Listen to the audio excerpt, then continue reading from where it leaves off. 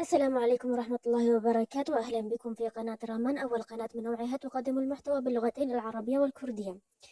اليوم هو 20 من آذار عام 2023. ماذا يعني هذا؟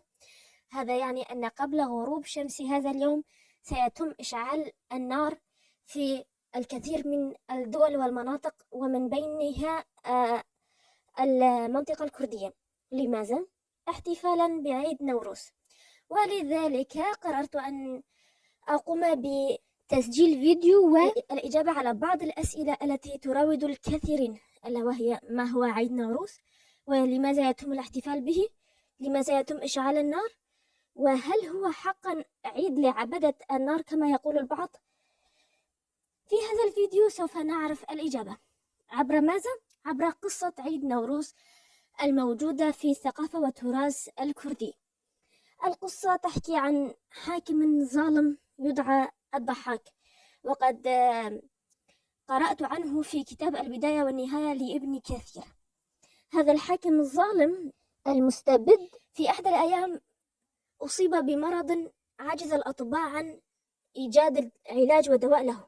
بحث وبحث، جمع هذا الحاكم الأطباء من كل أنحاء العالم ولم يفلحوا في معالجته وإيجاد دواء لمرضه، إلى أن في يوم من الأيام جاء الطبيب إلى هذا الحاكم وقال له إنه يعرف دواء لمرضه، ألا وهو ماذا؟ وليته لم يقل. قال له إنه إذا دهن جسده بدم الشباب الكرد فإنه سوف يتعافى.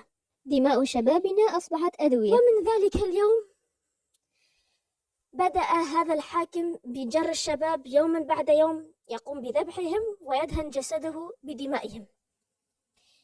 مرت الأيام ومرت الشهور والسنوات، الله أعلم كم هي المدة التي مرت. في هذه الأثناء كان هناك رجل حداد يسمى كاوى، كان لديه 4 أبناء. قام هذا الحاكم الضحاك بقتل 3 من أبنائه ولم يبقى إلا الصغير. وهذا الرجل من شدة شعوره بالقهر، حنقه وحزنه على أبنائه وإشفاقه على ما حل بأبنائه، هو والكثيرين من أمثاله اجتمعوا وقرروا وضع حد لهذه المهزلة المستمرة منذ زمن، والقضاء على هذا الحاكم الظالم. كان من المفترض، هذا ما حدث بالفعل، أن كاوى الحداد سوف يشترك مع البقية. وضعوا خطة جماعية القضاء على هذا الحاكم.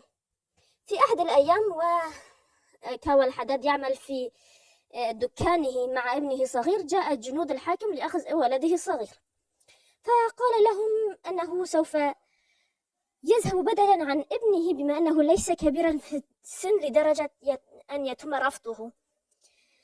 فأخذوه بالفعل من دكانه مباشرة إلى قصر الحاكم، حتى مطرقته كانت لا تزال في يده. في هذه الأثناء كان البقية ينتظرون. عندما ذهب كاوى الحداد إلى الحاكم، كل ما فعله عندما رآه هو أنه ضربه بالمطرقة التي كانت في يده. فهو كما قلنا كان يعمل في دكانه عندما جاء الجنود وقام بقتله.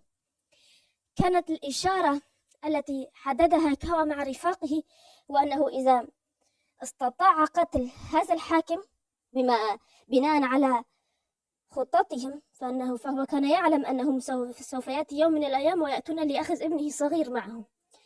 ولذلك أخذ شعلة من نار وذهب إلى سطح قصر الحاكم ورفعها لكي يراها رفاقه ويهاجم القصر وينتهوا من حكم هذا الحاكم الظالم. وهذا ما حدث بالفعل.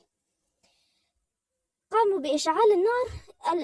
النار كما تعلمون هي وسيلة للإشارة في القديم. قديما حتى في ثقافة الهنود الحمر كانوا يستخدمون الدخان كإشارة.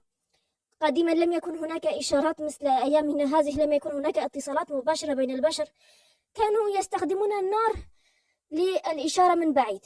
وهذا ما فعله كاوى، قام برفع شعلة من نار دلالة على انتصاره وحصوله على حريته وتخلصه من الظلم والاستبداد الذي كان يلحق بهم من قبل هذا الحاكم.